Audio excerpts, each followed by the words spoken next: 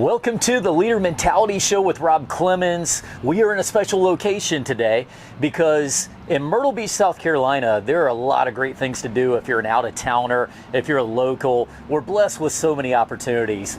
But once in a while, something comes around that's so special and unique that I just want to get on the show and talk about it. I get excited. So we're at the ground zero location of the Greg Rowles Legacy Theater, and I'm with the one and only Jon Finley, who is the Sales and Marketing Director. Welcome to the show. Thank you. I'm glad to be here. I appreciate it. Man, it's good to have you. And, I've known of you for a little while. We've talked a little bit in the past and before we even got on this today.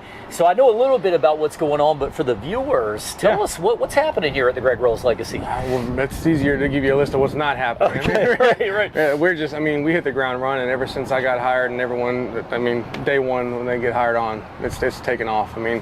A lot of marketing stuff from my end, a lot of sales. The biggest thing that we have coming up first is the ticket sales, which is going to happen on November 1st. So we've been really trying to get that going. We had the Shrimp Fest this last weekend that we took part in, actually presenting sponsor for. And by the way, talk about the Shrimp Fest. One thing that's really cool that you guys are doing that I appreciate is you're getting immersed in the community. Yeah. You're talking about, hey, look, we want the people in Myrtle Beach and Conway and Little River and everywhere else around here to really want to get involved with this place. So tell me about how that experience was. What were the fans who were coming up? What were they thinking as they got there? Well, it's first of all, it's Greg. Everyone knows Greg. He was at the Alabama Theater for 22 years, I think. But he's got a long history of performing, and everyone knows him. Everyone loves him. He's really by himself put himself into the landscape of the community in the entire Grand Strand. So whether you see him on commercials, you hear his voiceover, you see him on Carolina AM, he's everywhere. Greg is everywhere. I don't think he sleeps. You can't get rid of him. Yeah, have you actually seen him ever sleeping? I haven't. You'd have to ask Brandy, but I don't know. No, but his personality is that's who he is. That's who he wants his theater to be. It's got his name on it, so it needs to represent his morals and where he stands on a lot of stuff. And that was one of the first things when I talked to him and his partner Brad, was about philanthropy and community giving back. It's a business. You have to make money to live, to breathe, but we wanted to give back and be just more of an integral part of the community as far as being involved. We want to be the first thing that people think of when it comes to doing community events or sponsorships or being involved, having a tent like this, out of something just to hand out waters, whatever it is. We want to be that first name beyond just a business of like, okay, we go there to spend money. We want to be as integrated into the community as we possibly can. Absolutely. Well, we got to talk to Brad a little bit off the camera today, and Brad being Greg's partner, and he talked about that stewardship to the community. He almost described sort of like a church type of a feel. When you come in, you want somebody to greet you at the door. And I think that's really great because in 2023, it feels like customer service is on an all-time low across the whole country, and everybody's struggling with this. So he described a vision of you get to the door and somebody's actually happily greets you, welcome to the theater, and then at the end, giving you an opportunity to maybe meet the performers and things. Tell me a little bit about what you think when you hear that. Yeah, I think honestly, to start off with, the COVID really screwed up customer service a lot. People got used to ordering from home or not working, and so I think that the manners and the courtesies and the professionalism kind of went out the window for that year and a half or so that everyone was shut in. And it's just getting back to that. It's everyone's starting to get back out and get involved in things and go to shows and go to restaurants. So that's one of the things that we really wanted to push is just having Greg's personality and his persona, his mannerisms as much as we can into other people, because really anywhere you go, whether it's a restaurant or a venue, from the first person you meet, you have an impression. It's the first impression that you make is when you walk through the door. If it's a bad one, you're going to have a bad experience. Whether the show's great or not, the concessions are great or not, doesn't matter. If the person that opens the door is mean to you or rude to you, you're going to carry that with you, and that's all you're going to remember. Well, and there's something else. We had a great guest on our show, Jamie Pando from Flooring Panda, and he was mentioning that he's in construction, as you can imagine, and he said that sometimes you can have a great job, great experience, and that last 15 minutes can be the thing that ruins the whole job, right? That's it. So you guys talked about even that last half of the show when the lights turn on and they're like, hey, thank you for coming, still having that pleasant send-off for the people. Yeah, absolutely. I mean, you're exactly right. It's really hard work if you think about the entire experience. Like, it's not just like, hey, we got them in our theater, we got their tickets paid for, we're done. It's not. right. We got their money. Yeah, it's a whole experience because, again, if someone leaves and has one bad thing to say about anything, any aspect of it, especially if it goes on Google or Facebook or something, it's out there, and people are going to base their visit and their impression before they even come here on what they read and what they hear. Yeah, that's a great point. 2023 business sense. You know, you have to understand that element of marketing. You have to have that happy person because you know they're going to go online and review you. Absolutely. As far as your life, your wife is a singer and a performer, Lori Beth Finley, and have you always been amongst this community? I mean, is this new to you? Oh, this is new. I mean, so as far as music goes, growing up, well, first of all, I played sports when I was really little, played soccer, things like that. But I can kind of tell by your muscles. You look like you might have done some lifting. No.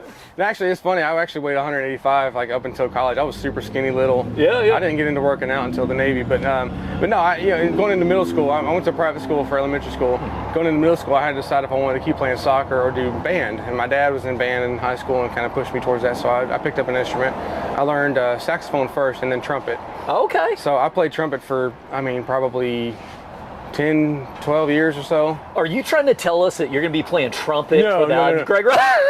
No, it's not going. Well, I won't say no because he'll probably talk me into it. Yeah, right. He's the diverse marketing director of 2023. That's right. I do it all, and all I can. Right. No, but I mean, I did that for a long time. I went to college on a music scholarship for music education. Oh, nice.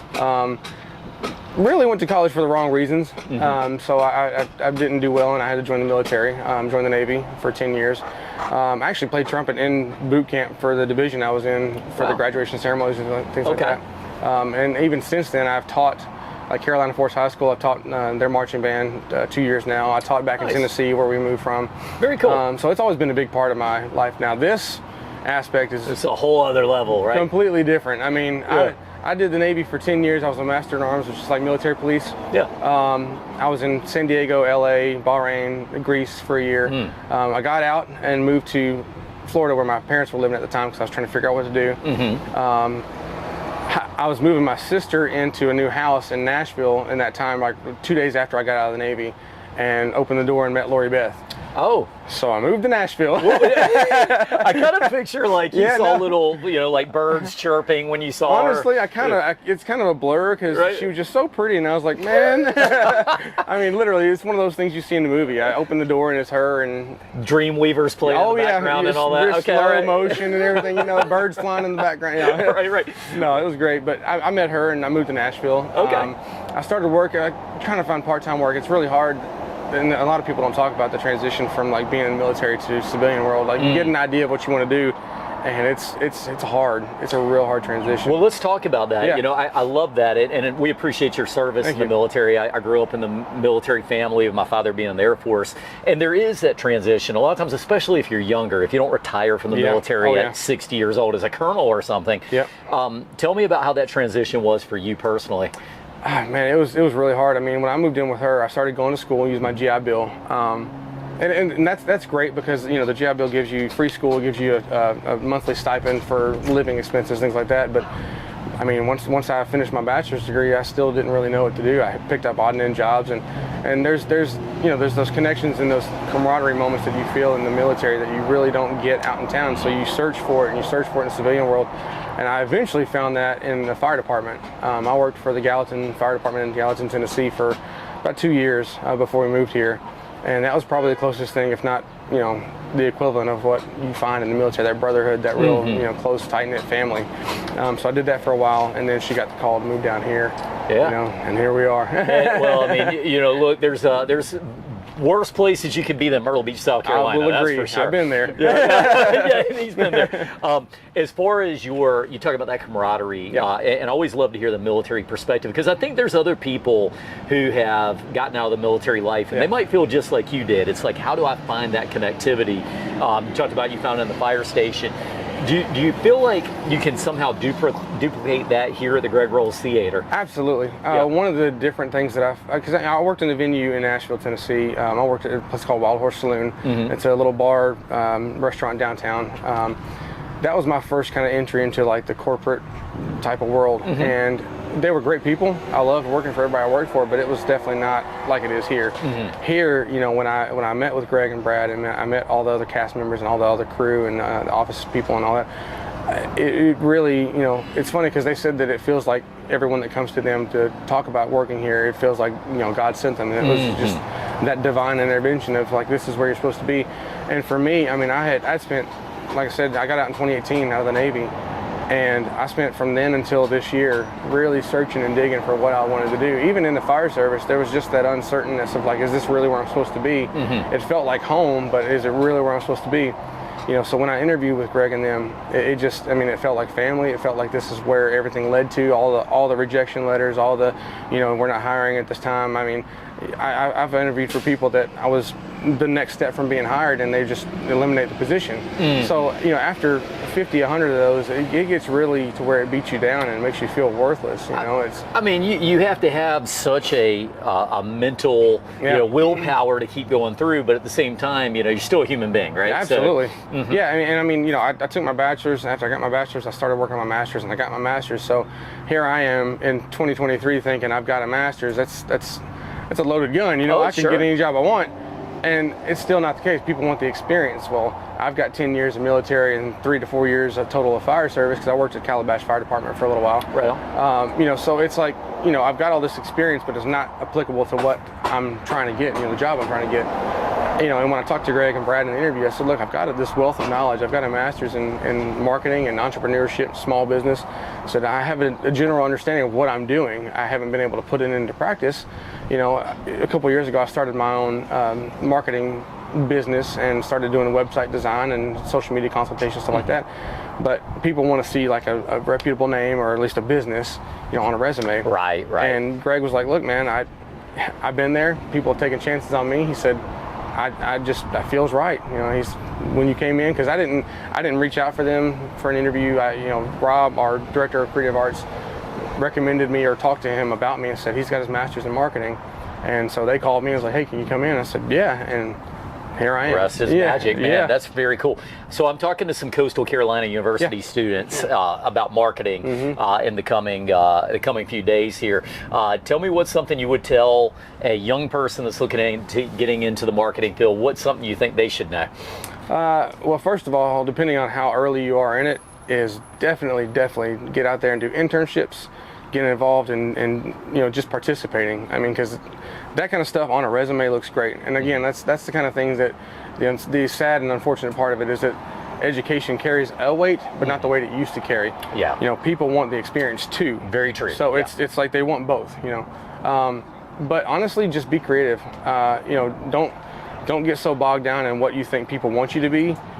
Be you, and if you're creative and if you have all these ideas, like, you know, they love the fact that I flood them with hundreds of ideas. Now, not all of them stick, and that's going to happen, you know, but if you're a creative person, don't change who you are for a job. The right position, the right career, the right business is going to want you, and you'll find your place. Okay, I like it. So let's talk about marketing specifically to the Greg Rowles Legacy Theater.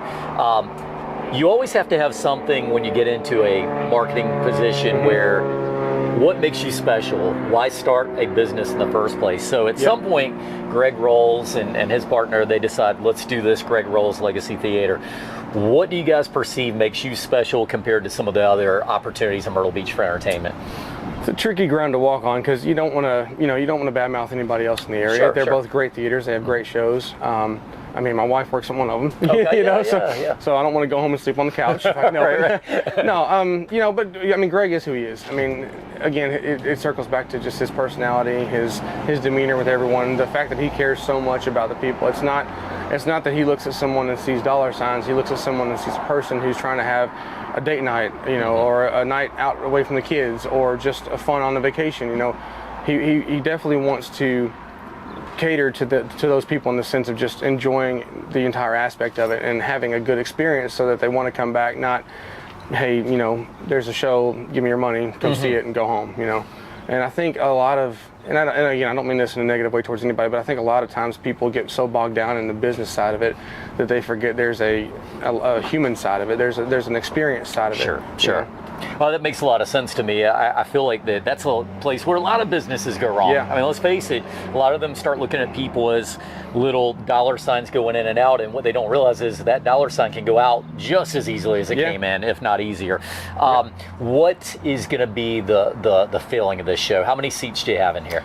Just under 800. Okay. Yeah. So 800 compared to the other local venues, a little bigger, smaller? I think the Alabama Theater has about 1,900 or so. Okay. So it should be about half the size, I would assume. I haven't been to the Opry yet, but I assume about half the size of the Opry as well. Okay, strategically, is that kind of what you wanted to do? Yeah, Greg's whole thing with this show is that he wants it to be really intimate. Like, you know, you had a friend come over to your living room, bring a guitar and sing some songs for you.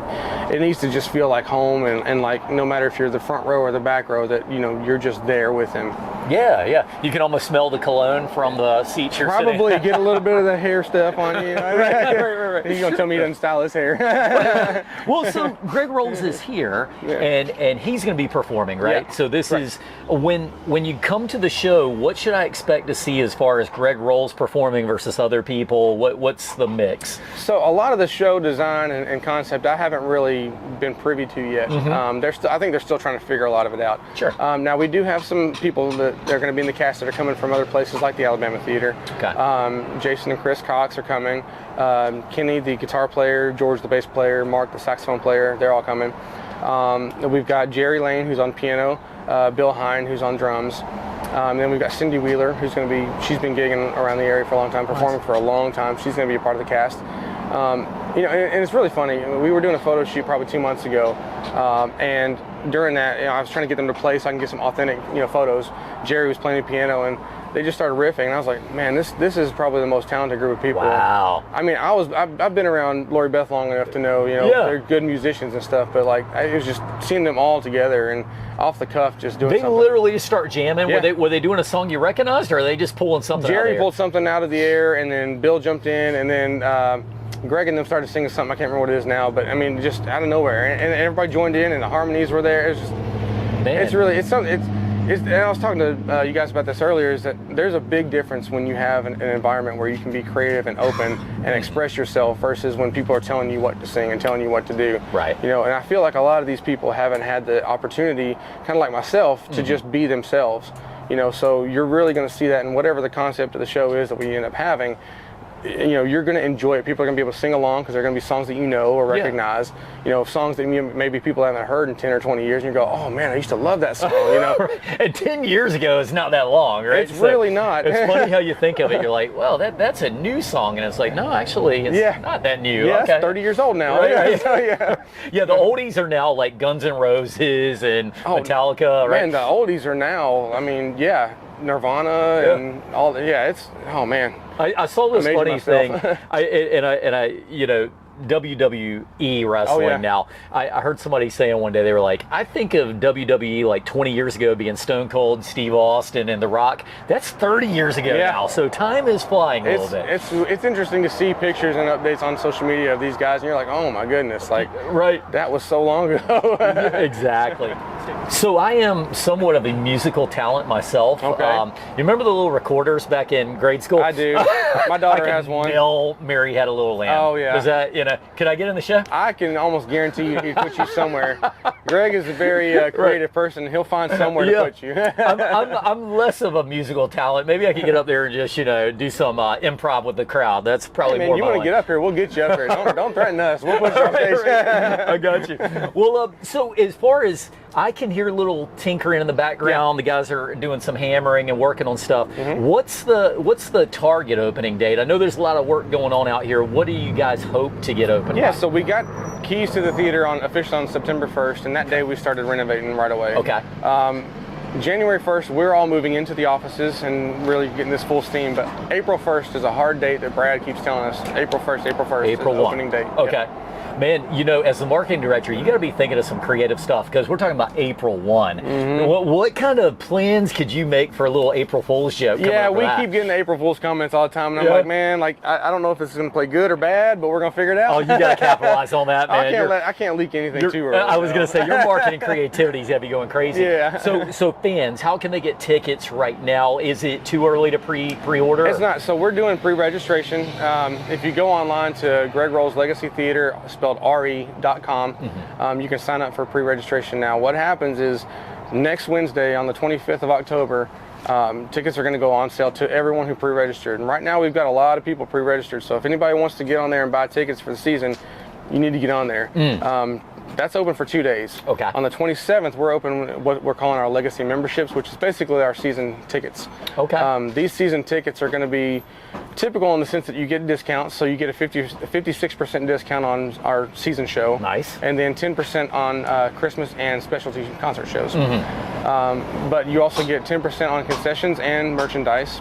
And then we're also working with some local vendors and things like that to get discounts that are outside of the theater. So you take your legacy membership card that you're going to get, you go to this restaurant or that business and you get 10% off, or you get a free this or free that, whatever that business agrees to. Again, trying to integrate ourselves in the community, you know? Man, I love that. Yeah. That's so cool that, and you guys really have committed to it. As far as the memberships, you're talking about you can get a 1-year membership. Is that how that works? Yeah, so the membership's going to be for every season. Okay. For each season. Yeah, okay. yeah. So the tickets for that will go on sale the 27th of this month. That will apply for May 1st. Even though we're opening in April, we're doing, everyone's just general admission for April. And then May 1st is when the legacy memberships kick on. So if you buy the tickets on the 27th, but you buy them for May 14th, right? Those legacy discounts apply for the 14th of May. Nice. And then that runs through December 31st of that year. Okay. Tickets for the following year will probably go on sale. We haven't talked about it much, but probably September, October, the year before. Yeah. And then everyone can buy public sale for November 1st. Very cool. Tickets. Very cool stuff. Yeah, we're definitely going to get involved with this over the Leader Mentality Show. Absolutely. You know, I'm a big fan of Greg Rowles and everything he does, as is most of the community. Yeah. So, great guy. As far as the shows itself, and you may not know this, we may be getting a little ahead of ourselves, but do you guys foresee, obviously, special shows at Christmas, maybe Halloween shows? Do you have a vibe on that yet? We've got a couple of ideas. Obviously, we're going to have a Christmas show. Probably going to end up starting around November 1st when everyone else's generally kicks off. Give you 2 full months of Christmas. We do have some special guest acts that we have planned. Our Director of Creative Arts, Rob Welchel, he's the one that books these acts. We have them 99% ready, booked. Right. We just have to confirm before I say anything about anybody's names. Oh, no spoilers today. Yeah, no spoilers okay. today. But, we've talked to you guys, so you guys know a little bit. But yeah. We'll keep that under wraps for now. No, perfect. But there are some concerts coming. So let's walk through the doors. Yeah. Let's give a little image. So when you walk through the front door there, what's the real desire and the way that you want it to appear to the people that are coming through the door? Of course. And one of the things we first talked about when we came up with the whole, what we're doing here, was that there needs to be an experience really from the first time that they buy the tickets, not even them walking the door. From the second they buy the tickets, there needs to be build up and hype and excitement, and that should continue through the door till the time they leave. We've talked about different things like murals and interactive things that people can do. We've talked about one of the big things that we're using as a selling point for our show is before the show starts, there's going to be a poll posted up on the screens that we're going to have, and everyone can vote in the audience for, I'm not sure there's going to be 10 or 15 or 20, whatever, but the top X number of songs are going to go in the show that night. So if you come Monday and you come Tuesday, those are going to be 2 very different shows. If you come Thursday, that's a different show than the first 2 you saw. Man, I love that interactivity. Yeah. I don't think I've ever heard that at a show before. I don't think we had either. Yeah. Yeah, we wanted to be very different, and that was the concept that, it's the thing, like if you have a show and you have the same songs every night and you've got the same people that come every night, well, it's the same songs every night, you know. So people may or may not like the music, they may like more of a certain section than another section or whatever. So with this, people get to choose, and if you've got a song that you haven't heard in forever, or we put a song up that's like your favorite song from when you were a kid, you can select it, and if it gets voted enough, it's going to get thrown on the show. What's your favorite style of music? Oh man, I'd probably say country. I'm from Kentucky, Tennessee area. Do you have a favorite country music star or anybody right now? No, honestly, not really. I like anything. I grew up on 90s country with Garth Brooks and George Strait and Tim McGraw back when he first started out. Legends, right? Oh yeah, there. Yeah. Yeah. What's his name? No, Mark Chesney or Kenny Chesney. I'm thinking about Mark. Yeah. Mark Chestnut was one. But yeah, just a bunch of 90s music was what I grew up on. I got you. Well, we're still wondering if Morgan Wallen's going to come to town this year for the Country Music Fest. Yeah, right? That's going to be interesting. That should be interesting. Yeah. Well, as far as the fans, let's go back to it again. How can they get tickets? Give us that website address again. Yeah. So anyone that pre-registers on Greg Rowles Legacy Theater RE.com can get access to early tickets. What's going to happen is next Wednesday when the tickets do go on sale, you'll get a link that morning at 7 a.m. to buy them. We're not holding tickets. We're not, reserving any certain tickets for anybody. Once they're on sale, if they're on sale, people buy them, they're gone. 2 days later, the Legacy memberships go on sale. That's the Legacy membership. That's our season pass that has all the benefits. And then on the 1st of November, anybody and everybody can go to the website and buy tickets. Very cool, very cool. Yeah. Well, we're going to put that website link on the show here, start promoting that stuff. Awesome. And I'm looking forward to seeing what you guys are going to do here. We're excited too. I'm loving the fact that you guys are invested in the community. Yeah. It's been said that a lot of people will have success based on how well they've connected with the community. Yeah. So we know you're at the shrimp festivals and doing a lot of these local events. We're looking forward to working with you guys some more at Leader Mentality Show. Absolutely. And let's keep grinding. Absolutely. All right. Appreciate it. John, thank you for being on the show, my friend. Thank you so much. And for those of you listening, we definitely recommend you guys check this place out. April 1's the hard opening. We think it's going to be a great show. We're planning on being there at the Leader Mentality. And for those who are interested, we're going to put a link up here. Check that out. And we also want to wrap up the show by saying thank you to the Leaders List members for the Leader Mentality show. Check them out for good quality companies that have the right leader mentality and also the right customer approach. And we will see all you guys next time on the Leader Mentality Show with Rob Clemens.